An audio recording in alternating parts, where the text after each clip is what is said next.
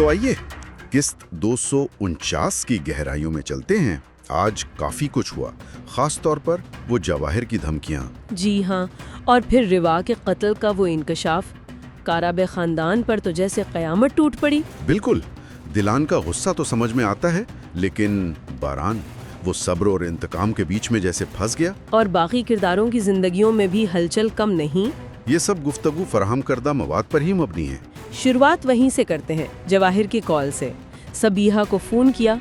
हाँ, और क्या ताना दिया रिवा की कब्र पर फूल रखने का, और फिर सीधी धमकी कि बारान और खानदान को तबाह कर देगी। और किस्मत देखें, दिलान ने ये सब सुन लिया। सुन लिया? वो तो बस आग बगोला हो गई, फौरन निकल पड़ी जवाहिर से हिसाब लेने। हाँ, ये तो बहुत खतरनाक कदम था। सबीहा ने फौरन बारान को बताया। ये अच्छा किया। जी, बारान ने गार्ड्स को भी कहा कि रोकें, मगर वो कहाँ रुकने वाली थी।